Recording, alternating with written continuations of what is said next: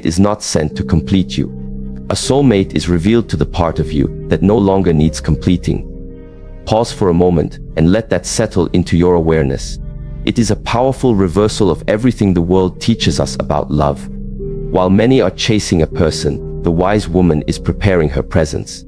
And it is often in the stillness, when you've stopped searching, stopped forcing, stopped performing, that God gently brings someone into your life. Not with noise, but with quiet certainty. In this stillness, you are no longer hunting love, you are becoming love.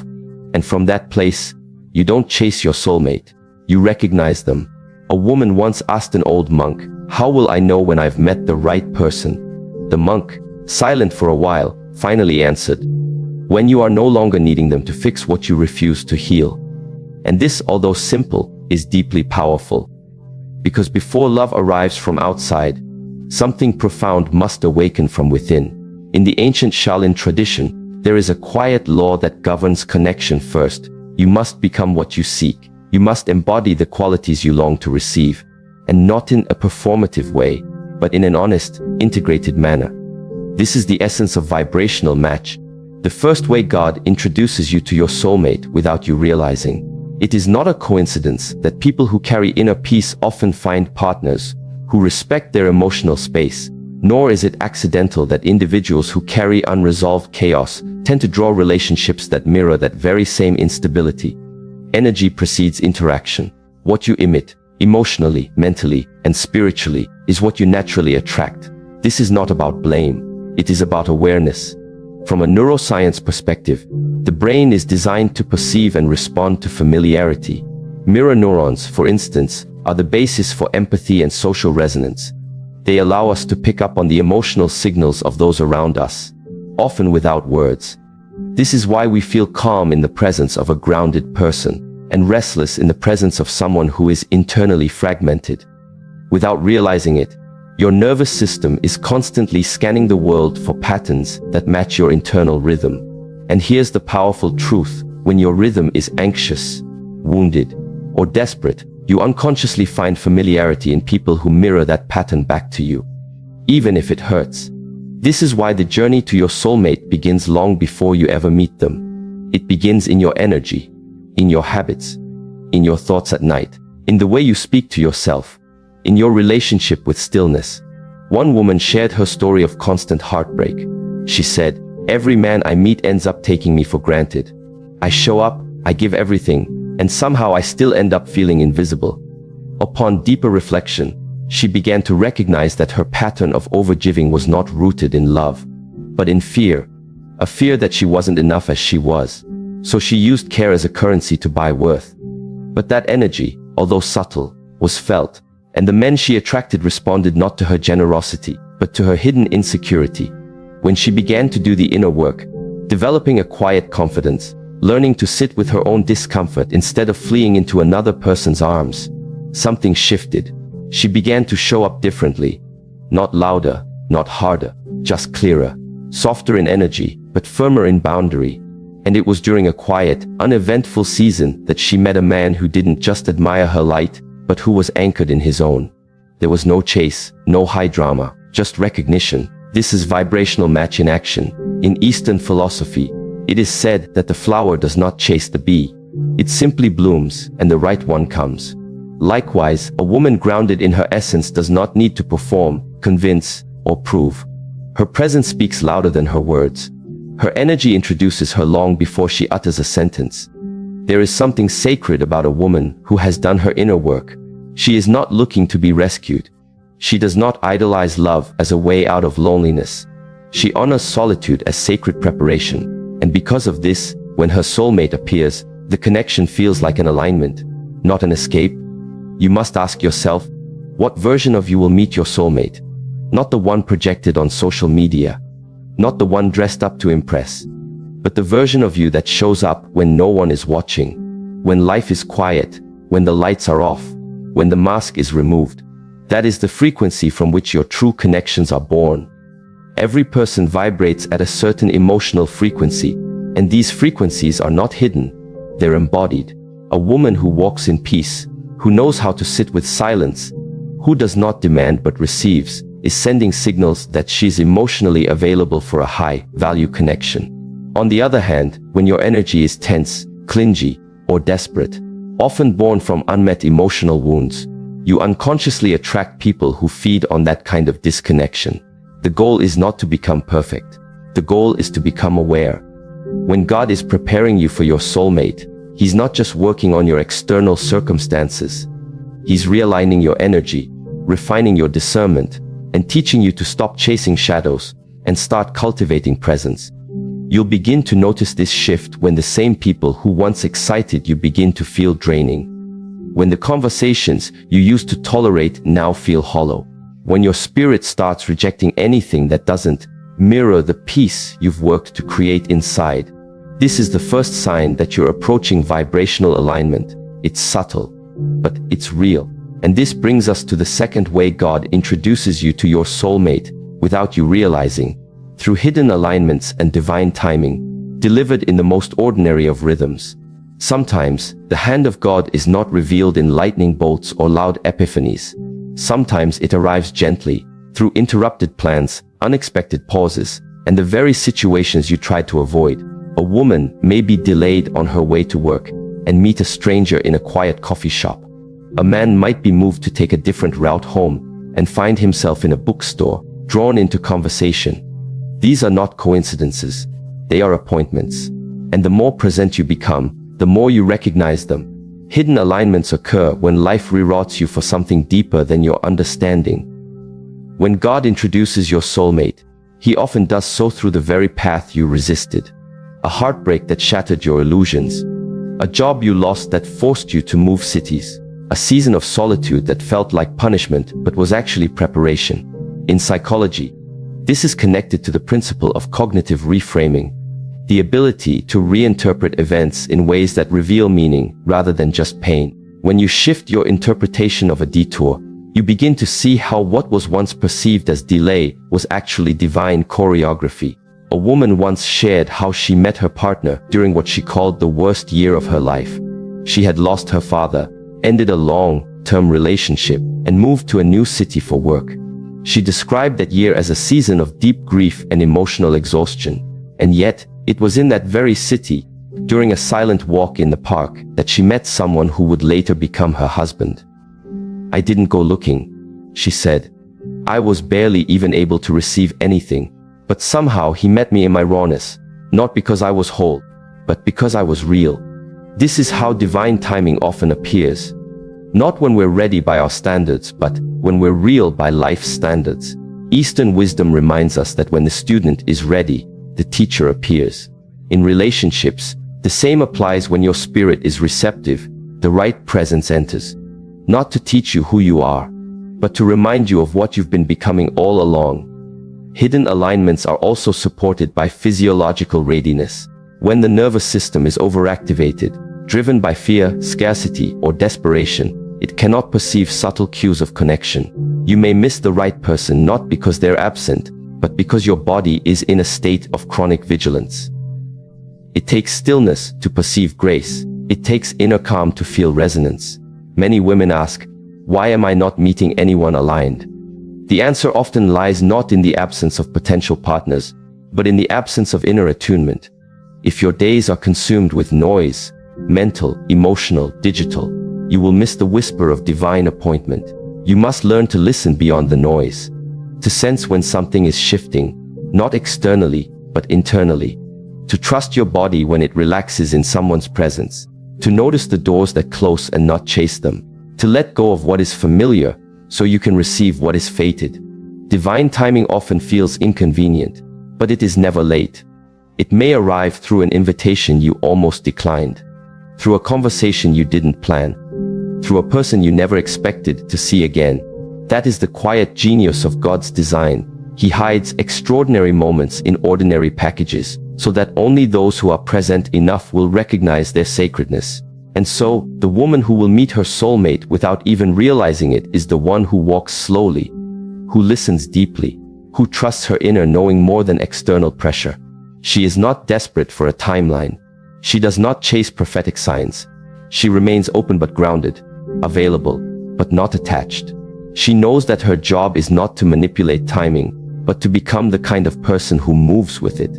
When the rhythm of your life begins to flow with grace, when your breath slows and your awareness sharpens, something ancient begins to activate in you. You begin to walk not just through time, but through alignment. And this is when your paths intersect. This is when two lives, once strangers, are suddenly moving in the same direction. Not because they planned it, but because they were prepared for it. So often, women wait for love to awaken them. But the deeper truth is this awakening prepares you for love. And when you finally arrive in the right moment, with the right presence, in the right rhythm, God will not need to shout. The recognition will be quiet, but it will be undeniable. There is a quiet kind of suffering that few speak of, a suffering that lives in the hearts of those who have given themselves fully in love, only to feel unseen, unheard, and misunderstood. And many women carry this burden with silence. They ask themselves, why does love feel so far away, even when I'm surrounded by people? The answer, often, is hidden not in what you lack, but in what you've not yet seen about yourself. One of the most overlooked ways God introduces you to your soulmate, without you realizing, is through the mirror of contrast. By allowing you to encounter the wrong ones, first, not to punish you, but to prepare you. These relationships are not accidents, they are divine awakeners. They come into your life to show you where you are still disconnected from yourself, where you still settle, where you still mistake chemistry for compatibility and attachment for love. In Eastern teaching, contrast is the way the Tao reveals harmony. You only appreciate peace after tasting chaos. You only value depth after experiencing emptiness. Similarly, you come to recognize your soulmate by first encountering what your soul cannot align with. It is through the wrong loves that you begin to refine your inner compass. Neuroscience supports this through the concept of pattern recognition. The human brain is wired to seek familiarity, but it can also learn through repeated contrast. When you date someone who manipulates, then someone who's emotionally unavailable, then someone who ghosts you, your subconscious is forced to compare. At some point, if you are awake, you begin to recognize the common denominator, not just the kind of people you've chosen, but the energy in you that allowed those choices. There was a woman who once fell in love with a man who could not love her back. He was charming, attentive in public, but cold and dismissive when no one was watching. She stayed for years, believing that her love could eventually teach him how to love. But time passed and her spirit withered. She said, "I lost my glow. I lost my voice. I thought I was loyal, but I was just afraid to start again." When she finally walked away, it wasn't because she stopped loving him. It was because she started remembering herself. The pain of that relationship became her mirror. Not because he changed, but because she did. This is how God uses contrast. It's never just about the person. It's about the reflection they trigger in you. Sometimes, it is only after being unseen that you learn how to see yourself. It is only after being abandoned that you learn the importance of staying rooted in your own soul. Contrast has another purpose. It sharpens your discernment. You begin to notice what your spirit reacts to. You start to feel when someone's words don't match their energy. You stop excusing red flags. You become more sensitive, not in a fragile way, but in a spiritually intelligent way. Psychologically, this is known as interoception.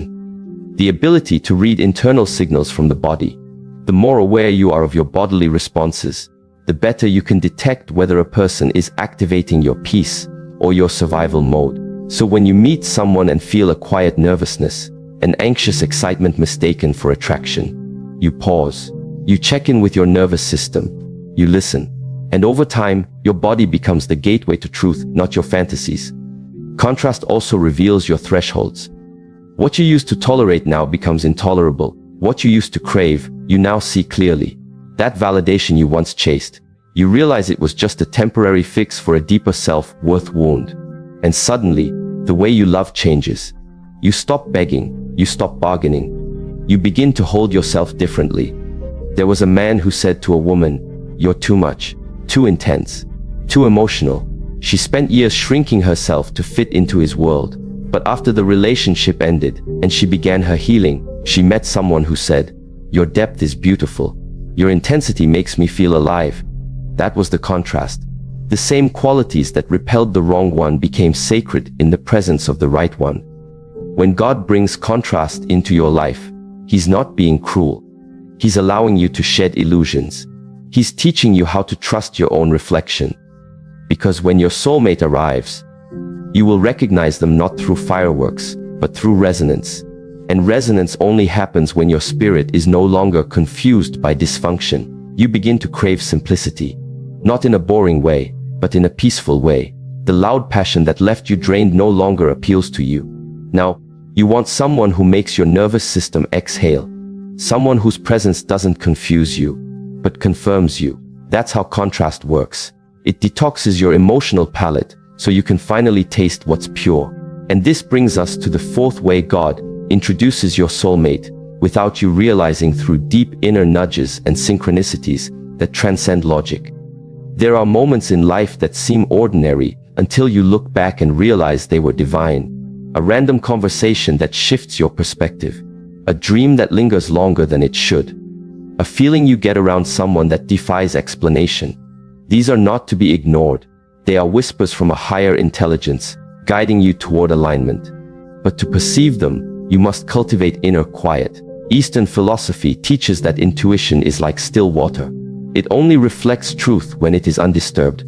In our modern world, filled with noise, distraction, and overstimulation, the voice of intuition is often drowned out by the voice of fear. And yet, it is this inner knowing that often leads you directly into the arms of the person your soul has been prepared for. From a psychological standpoint, intuition is not mystical. It is neurobiological. It is the brain's ability to synthesize vast amounts of unconscious data collected from your experiences, body language, and emotional cues. This is why you can walk into a room and feel tension before a word is spoken. This is why you can meet someone and feel like you've known them. There is a quiet paradox that governs many of life's most sacred experiences, especially love. The more you seek something out of desperation, the more it seems to retreat from you. The more you grasp at it, the more elusive it becomes. And yet, when you release the attachment, when you no longer demand it to fill a void inside of you, that very thing appears, not because you chased it, but because you became aligned with it. This is the mystery of inner stillness, and it is in this stillness that God often introduces us to our soulmate. In the teachings of Eastern philosophy, there is a concept that can be traced through various paths of wisdom. Non-seeking is the highest form of readiness. This doesn't mean that you stop participating in life or hide away from the world. It means your inner posture shifts. You are no longer defined by your longing. You are no longer dominated by the emotional hunger to be chosen. And in that sacred space, when your identity is not rooted in another's presence or approval, your energy softens, your heart opens, and your vision clears. You become ready without reaching. This stillness is not passive. It is power in its most refined form. Think of a mountain, immovable, silent, yet completely present. Everything around it, wind, water, weather, may change, but the mountain remains steady. When you reach this inner state as a woman, you become that mountain, grounded in your essence, whole, unshaken by the rush of timelines or the noise of societal expectations. It is from this place that your energy begins to draw in what is meant for you, not through force, but through resonance. One woman shared a story with me once. For many years, she pursued love with the urgency of someone drowning. Every date was laced with a question: is this him? Every silence was a wound. Every rejection felt like a reflection of her value. She tried everything: books, coaches, even scripting affirmations. But nothing lasted. Each man that entered her life reflected back her own inner turbulence. She was always chasing, always trying to prove she was worthy of love. Until one day, something changed. It wasn't a grand moment. It came in the middle of a quiet morning, as she drank tea by herself. She looked around her apartment and noticed how peaceful it felt. There was no one there. No text messages coming in. No promises to distract her. Just herself, her breath, her stillness. And for the first time, she didn't feel alone. She felt whole. In that stillness, something broke open. The need to be chosen dissolved. She realized that the love she had been searching for was a mirror of the love she was finally offering herself.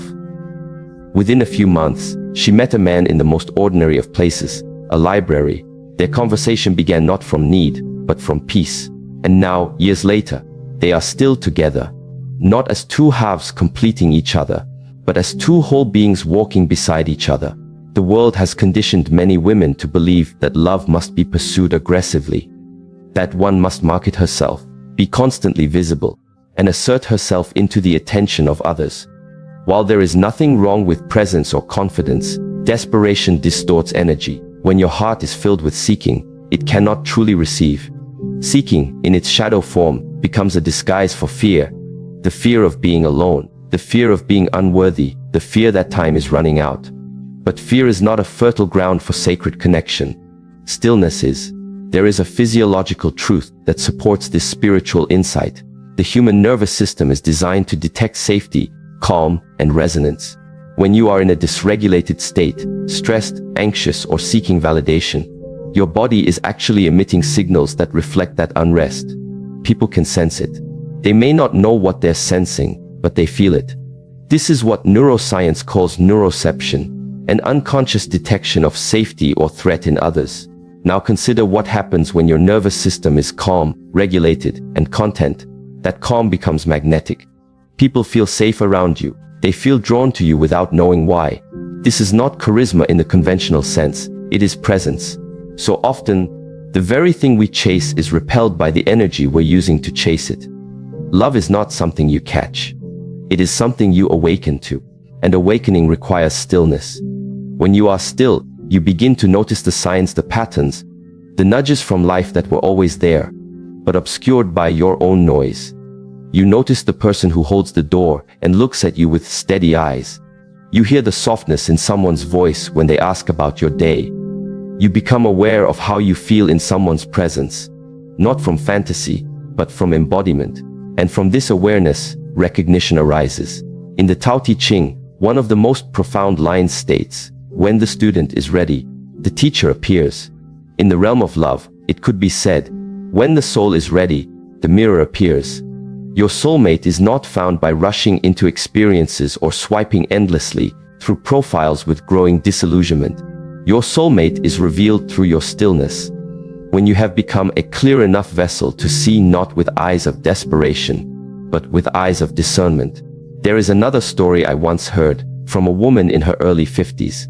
After a long marriage that ended painfully, she found herself alone, her children grown, her identity fractured. At first, she tried to get back out there. As her friends encouraged, she joined dating apps, went on blind dates, bought new clothes, dyed her hair.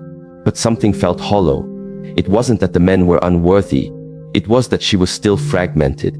She was still trying to skip the sacred work of healing. So she stopped. She began to walk by the river each morning. She wrote in a journal.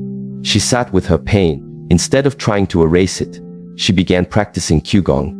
She moved slower. She listened more. She became intimate with herself. It was during one of these walks, while sitting under a tree in a quiet park, that a man approached her, not with an agenda, but with presence. He asked her about the book she was reading. They spoke for 20 minutes. The next day, they met again and again. There were no games, no masks, no performance.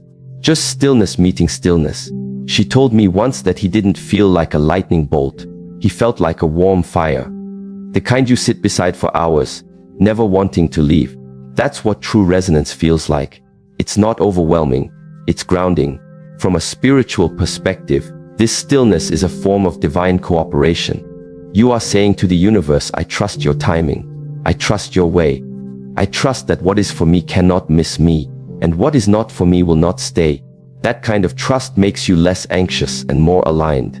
It frees you from the constant calculation of who you must become in order to be loved. And in that freedom, love flows naturally. Practically speaking, cultivating stillness in your daily life doesn't require isolation. It means practicing being before doing. It means spending moments with yourself without distraction. No phone, no scrolling, no noise. It means observing your thoughts without attaching to them. It means breathing slowly before reacting. It means creating space between your impulse to act and your decision to respond. All of this begins to regulate your nervous system and awaken your intuition. When a woman becomes still, her clarity sharpens. She no longer entertains situations that drain her, because she is no longer trying to earn love through suffering. She no longer overextends herself, because she recognizes that genuine connection requires mutual effort. She no longer chases mixed signals, because she understands that peace is the new standard for intimacy. And with this clarity, she starts to recognize who belongs in her life, not based on chemistry, but on alignment. There is also a beautiful principle in both Eastern philosophy and Christian mysticism, the concept of the inner sanctuary.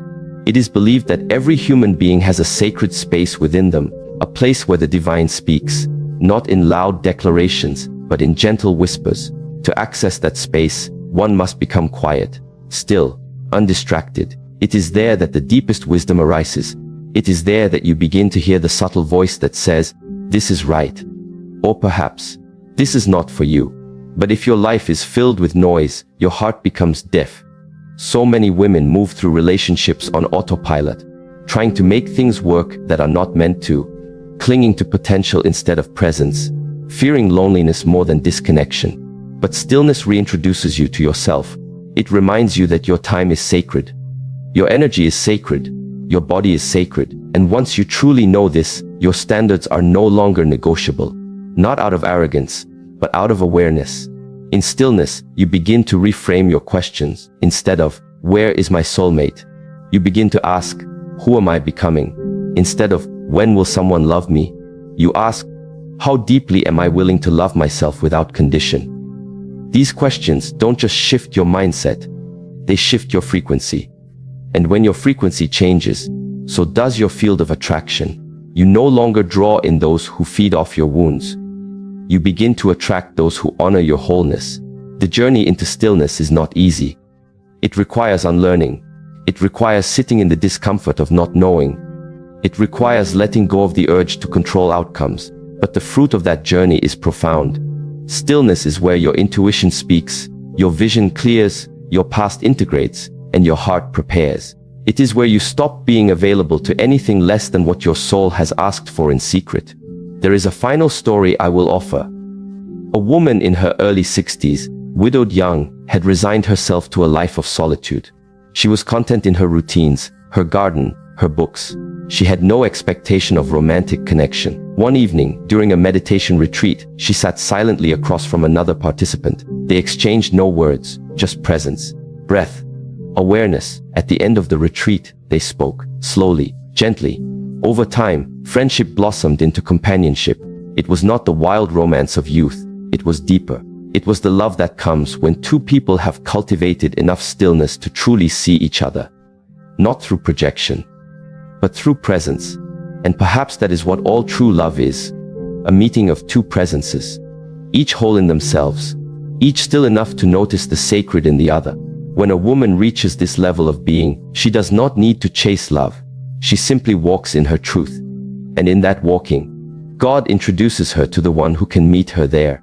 There comes a time in a woman's life when she must recognize that her heart is not a door for anyone who merely knocks loud enough.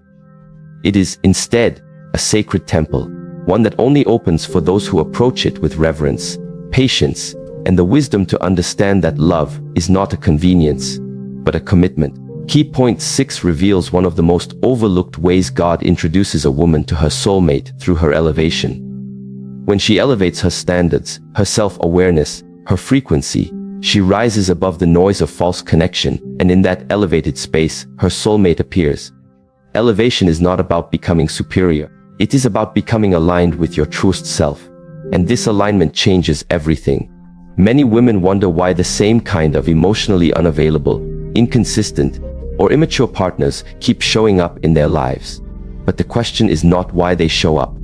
The question is, why do they keep getting access? The answer lies in the frequency from which a woman operates. When she is stuck in self-doubt, scarcity, or emotional fatigue, she vibrates at a level that attracts those who confirm that state. But the moment she begins to elevate, mentally, emotionally, spiritually, she no longer operates at the same frequency. She becomes unreachable to the ones who once found easy entry. There's a powerful parable told in many traditions about a woman who climbs a mountain not to conquer it, but to meet herself at the summit.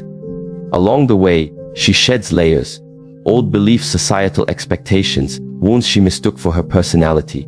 With each step, her breath deepens, her vision sharpens, and when she reaches the top, she doesn't find another person waiting. She finds herself.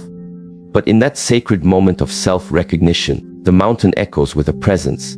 Another climber appears, not one who was carried there, but one who climbed as she did, with effort, with humility, with grace. They meet, not because they searched for each other, but because they both chose to rise. Elevation, in this context, means taking radical responsibility for your internal state. It means no longer blaming past lovers, absent fathers, or societal narratives for your pain. Yes, those things hurt. Yes, they shape your perspective. But your healing is your responsibility. And healing is the first act of elevation. When you stop using your past as a blueprint for your future, you begin to carve a new path. One where your worth is not measured by someone's willingness to choose you, but by your willingness to choose yourself, again and again. A woman once told me that for most of her 20s and 30s, she lived in fear of being alone. This fear made her say yes to things she didn't want, stay in relationships that drained her, and shrink herself to fit into someone else's world. She thought that love required sacrifice, and that the more she gave up for a man, the more valuable she would become in his eyes. But it never worked. The more she gave, the more they took. The more she waited, the more she was delayed. One day, after another painful ending, she stood in front of the mirror and asked a different question. Not, what's wrong with me? But, what have I accepted as normal that is actually self-abandonment? That question changed her life. She stopped dating for validation and started dating herself, buying herself flowers, taking herself on trips, listening to her needs. She learned to say no without guilt and yes without fear. She stopped trying to impress anyone and started to impress herself. Over time, her energy shifted. She no longer tolerated ambiguity. She stopped explaining her worth to people who couldn't see it. And soon enough, the type of men who used to pursue her faded away, not because she was hiding, but because she was no longer within reach. Instead, a new kind of man entered her life, a man who respected her time, cherished her presence, and showed up consistently. He didn't complete her, he matched her. Because she had elevated, he could now meet her where she stood. Shi Hengyi once said, "Discipline is the bridge between intention and manifestation." When you elevate, you are no longer led by emotion alone. You are guided by intention, and that requires discipline. It's easy to say you want a conscious, emotionally intelligent partner, but are you becoming the kind of woman that such a man would be drawn to? Are you clear about your boundaries, consistent with your self-respect, and committed to your inner growth? If not, you are still operating from the realm of desire, not elevation. Elevation means you act as if what you desire is already present, so you align with it now, not later. Elevation also means being willing to let go of what you used to think love looked like. Sometimes, the biggest obstacle between a woman and her soulmate is the outdated version of love she refuses to release. She's still chasing a fantasy shaped by childhood dreams, romantic movies, or broken examples from her environment. She wants chemistry without compatibility. She wants passion without peace. But true love, the kind that lasts, is not always loud. Sometimes it is quiet, soft, steady. If you are addicted to chaos, peace will feel boring. But when you elevate, your nervous system begins to heal. And when it heals, it begins to crave what is healthy, not what is familiar. This is why God often introduces your soulmate only after you've outgrown who you used to be. Not because you weren't worthy before, but because you weren't yet ready to recognize or sustain that level of connection. Just as a mountain climber can only breathe easily at higher altitudes once they've acclimated, your soul must be prepared to handle the depth, safety, and intimacy of divine love. And that preparation happens through elevation. Imagine two frequencies on a radio dial. One is crackling with static, full of noise, disconnection, and old programs. The other is clear, strong, and tuned to divine alignment. You cannot receive what's on the second frequency if you refuse to move your dial. Elevation is the movement. You start by asking better questions. Not, why doesn't he love me? But, why am I tolerating this? Not, what can I do to make him stay? But, what do I lose by making space for someone who can't see me? These questions aren't comfortable, but they are catalytic. They spark awareness. And awareness is the seed of transformation. There's another story I recall, this one from a woman who had spent years repeating the same relational patterns. Each man entered with grand gestures, promises of forever, only to exit with excuses. She began to think something was wrong with her. But then she decided to spend a year in solitude, not isolation, but intentional solitude. She took up meditation, practiced silence, and studied spiritual texts. She journaled every day. She confronted the shadow parts of herself. The part that feared abandonment, the part that equated attention with love, the part that performed to be accepted. As the months passed, something miraculous occurred. Not in her outer world, but within. She began to enjoy her own company. She became her own emotional anchor. She stopped craving constant communication or reassurance. She became comfortable in silence. And then, in the most ordinary moment, while volunteering at a community garden, she met someone. He was kind, grounded, and deeply self-aware. Their connection wasn't a high, it was a homecoming. They both had elevated. And now they could walk together without pulling each other down. Elevation refines your discernment. When you are low in frequency, even red flags can look like roses. But when you rise, you see clearly. You no longer mistake charm for character, effort for intention, or attraction for alignment. You begin to value peace over performance, consistency over chemistry, depth over drama. And that shift in values transforms the way you choose. You stop asking, does he like me? And start asking, does he nourish me? That is elevation. But elevation also means solitude. There are seasons when God will hide you, not to punish you, but to prepare you. He removes distractions, closes doors, and silences noise, so you can hear his voice more clearly, so you can heal without interference, so you can rise without comparison. These seasons may feel empty, but they are sacred. The woman who honors these quiet seasons will emerge with